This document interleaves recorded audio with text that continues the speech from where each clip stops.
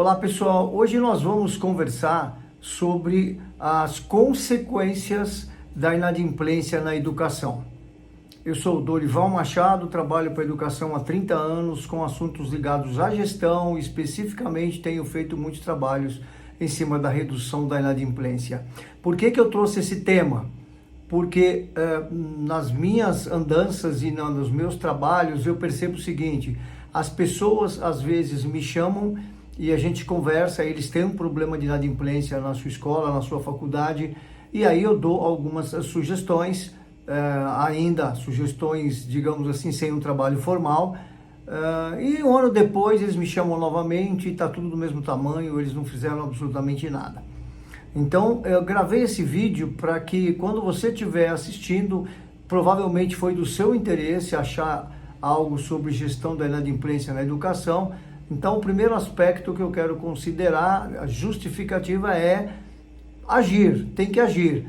E aí vamos conversar um pouco sobre as consequências da inadimplência. Depois você pensa se vale a pena agir ou não agir. Tá legal? Eu até anotei, de vez em quando vou dar uma olhadinha aqui para as minhas anotações para não esquecer nada.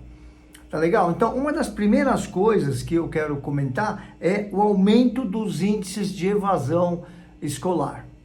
Então, o que acontece? Se eu estou falando numa faculdade, normalmente os contratos são semestrais. E se eu estou falando com o ensino básico, os contratos são anuais. Aí a pessoa, o responsável financeiro ou o próprio aluno não consegue pagar e vai ficando difícil para ele e não tem outra alternativa senão ele buscar uma escola mais barata, no caso do ensino básico, e até sair daquela faculdade porque ele não consegue pagar. Então, um dos aspectos, aí você poderia me falar, tá, mas e aí o que eu tenho que fazer? Você tem que trabalhar previamente para que isso não aconteça ou para que você minimize o risco. Vai ser objeto de uma outra discussão em outros vídeos que eu tenho colocado aí no YouTube. Você pode procurar aí. Nesse momento a gente vai falar das consequências. Tá? Então, uma primeira consequência é a questão da evasão. Outra consequência muito importante, que as pessoas muitas vezes sabem, mas quem trabalha na área financeira da escola até sabe, mas não assim interioriza como deveria. É a perda do controle do fluxo de caixa. Ora, se eu tenho 1.000 responsáveis financeiros que vão me pagar 1.000 parcelas mensais, e aí no final, no começo do mês, eu recebo 850 parcelas, eu deixo de receber 15, ou seja, eu tive naquele momento 15% de atrasos que podem vir a ser uma inadimplência. Claro que diversas coisas que eu precisaria fazer, eu vou ter que postergar, eu vou ter que deixar para depois, eu vou ter que ir atrás desses 15%, para que ele entre o dinheiro para que eu possa fazer aquilo que eu planejava fazer. Mas o fato é que o fluxo de caixa cai. Quando o fluxo de caixa cai de uma forma inesperada, eu não tinha previsão de receber 850, eu tinha previsão de receber 1.000. Aí o que acontece? Eu tenho impostos, eu tenho outras despesas, eu tenho folha de pagamento, eu tenho necessidades de investimento, tudo isso, alguma coisa vai ficar para trás. Porque eu não consigo com 15% de atrasos, eu não estou falando nem de inadimplência, atrasos no primeiro momento. Então, a perda do controle do fluxo de caixa é um segundo problema, digamos assim, consequência da inadimplência. Um terceiro aspecto é a dificuldade de planejar e executar estratégias anuais. Como que eu vou planejar uma mudança de um sistema de ensino, uma mudança de um software de gestão, a compra de um sistema de cobrança, a construção de mais uma sala, a cobertura não sei de que, do pátio, sei lá, a cobertura da piscina, algo parecido, se eu não tenho a entrada que deveria entrar? Como é que eu consigo planejar? Eu não consigo planejar. Então, o que eu faço? E isso acontece muito na prática. Na medida que vai dando dinheiro, eu vou fazendo. Não tem dinheiro, eu não faço. Isso não é planejamento. Eu não consigo ter planejamento. Por conta de quê? Daquilo que eu imaginava entrar e não entrou. Então, esse é um terceiro aspecto tudo isso que eu estou falando é para que você veja a importância de tratar o assunto, de não postergar o assunto, de não deixar para depois, de não deixar para o mês que vem, para o outro mês, de cobrar imediatamente. Quanto mais rápido a gente cobra, mais as chances de receber. Tem gente que cobra a partir do primeiro mês de atraso, já vai ficando difícil, porque já vai vencer o segundo. Então cobre até mesmo antes de vencer. Não vou nem entrar nesse mérito porque não faz parte desse vídeo, do conteúdo desse vídeo. Mas eu tenho outros que eu digo, cobre até mesmo antes de vencer. Justamente para isso, eu não vou cobrar, mas eu vou lembrar do vencimento. Um outro aspecto importante, consequência da inadimplência, é a imagem negativa, né, da instituição. Um ponto importante é a confiança que a instituição precisa gerar. E na medida em que eu deixo de receber, fatalmente eu vou deixar de fazer alguma coisa. E eu vou te antecipar um ponto que eu vou falar mais lá na frente. Evidentemente que vai afetar a qualidade do ensino, e isso vai contribuir para uma imagem negativa da instituição. Um dos meus trabalhos de consultoria foi no Nordeste, onde uma faculdade ela tinha conquistado o título de não cobra ninguém. Não cobrava ninguém, então a inadimplência era alta naquele momento, mais de 20% de inadimplência. Então a imagem negativa, as pessoas sabiam que podiam ficar devendo porque não eram cobradas, só na renovação, só depois de virada de semestre. Então isso é muito ruim, isso mostra uma imagem negativa. A piora no relacionamento com os alunos e com os responsáveis, evidentemente que a inadimplência, ela pode prejudicar essas relações. As pessoas, embora devam, não gostam de ser cobradas.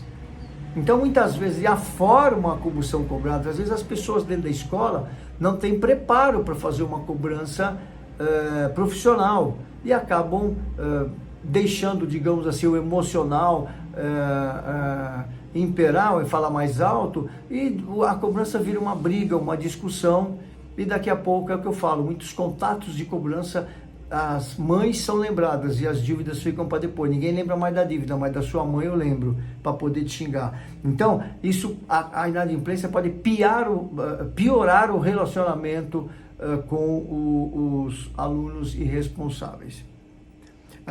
Um outro ponto fundamental é a redução das rematrículas. Claro, se as pessoas não conseguem pagar, vão sair e não vão renovar. Então, o que significa isso? Eu preciso ter um sistema de cobrança, eu preciso ter uma política de cobrança, eu preciso ter sugestões para pagamento, algumas flexibilizações, cartão de crédito, enfim, criar facilitadores para quem quer pagar e, evidentemente, que dificultadores para quem não quer pagar. Então, a inadimplência acaba reduzindo as rematrículas, a renovação. Eu falei e vou reforçar, menos investimento e para melhorar a estrutura. Eu preciso construir algumas coisas, eu não consigo porque eu não tenho dinheiro. E se eu não invisto, eu não me diferencio. Então significa o seguinte, eu começo a perder competitividade, eu começo a concorrer com outras escolas que, digamos assim, estão em vantagem com relação a esse aspecto, elas cobram melhor, elas de repente têm uma inadimplência menor, elas vão ter mais bala na agulha. O que elas vão fazer? Elas vão cobrir a piscina, elas vão cobrir o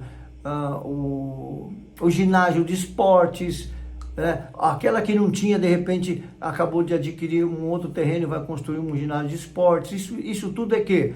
Necessidade de investimento. Para quê? Para aumentar a competitividade. Então, inadimplência descontrolada ou não tratada, na outra ponta significa perda de competitividade. Eu vou deixar de ser competitivo, eu vou perder diferenciais. E aí eu perco aluno e vai fazendo assim. E não vai ter como, né? A gente acaba aqui caindo na perda da qualidade do ensino. O que acontece? Porque eu preciso ter redução de custos, eu preciso botar mais alunos por sala para pagar aquele mesmo professor e não pagar 2 professores, eu pago um só, mas eu encho a sala de aluno, e aí eu não sei se eu estou preparado para esse monte de aluno na sala, eu não sei se aquele professor está preparado, e aí uma coisa que pode acontecer é a qualidade sendo afetada. É redução de atividades extracurriculares, né?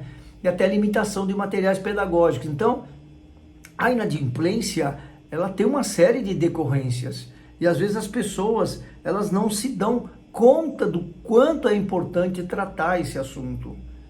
Né? Então, eu vou agora finalizando esse conteúdo. A inadimplência, ela não é só um aspecto financeiro, né? Mas ela altera a estrutura, ela altera o padrão de educação, ela altera a minha possibilidade de me diferenciar. Então, assim, em linhas gerais, para encerrar, o que é que precisa ter? Eu não vou dar agora as respostas todas, só vou citar. Eu preciso ter um posicionamento. Qual é o meu posicionamento com relação aos atrasos? É de aceitação? É de subserviência? É de racionalidade? É de enfrentamento? Procura no YouTube que tem um vídeo meu falando sobre esses posicionamentos. Então, primeiro é um posicionamento, depois eu preciso ter um ponto de ruptura, momento em que eu vou dizer o seguinte, até aqui era de um jeito e agora não é mais. A partir desse momento nós vamos fazer coisas que a gente não fazia ou deixar de fazer coisas que a gente fazia. Então eu tenho o ponto de ruptura, posicionamento, ponto de ruptura, medidas preventivas, e a cobrança anterior ao vencimento é uma medida preventiva, a matrícula bem feita é uma medida preventiva, os incentivos à adimplência são uma medida preventiva, um contrato bem feito é uma medida preventiva. E a política de cobrança, então eu preciso ter uma política de cobrança em sinergia com aquele posicionamento que eu decidi, se eu sou um pouco mais leve, se eu sou um pouco mais incisivo, se eu sou mais de aceitar, se eu sou mais de impor. Tudo isso depende de o que é que eu estou vivendo, qual é o estágio de maturidade da minha escola. Tem escola que não faz matrícula enquanto não entrega toda a documentação. Se faltou um documento, não faz matrícula. É claro que ela está no momento favorável para ela, no momento que as pessoas querem fazer matrícula. E tem escola que deixa documento para depois, e aí quando vai precisar não tem, aí o contrato que ficou de entregar não entregou, enfim, apesar que hoje tudo é digital, mas de repente passou.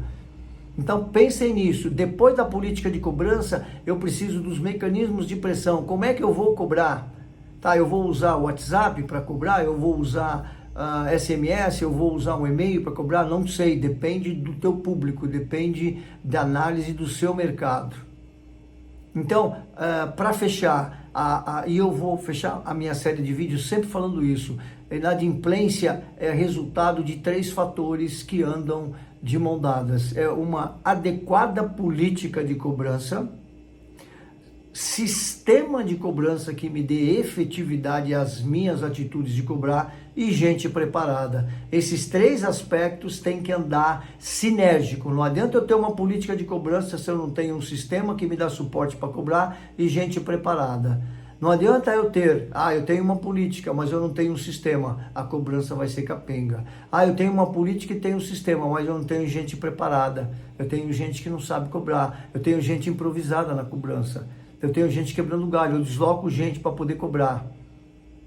Então, isso é gerenciar a inadimplência. Ela faz parte da vida da instituição, até porque a legislação facilita, né? Eu não digo que incentiva, mas até facilita. Mas o grande fator é como é que eu consigo conviver com a legislação, a Lei 9.870, artigo 6, como é que eu consigo conviver e ainda assim tratar esse assunto da inadimplência.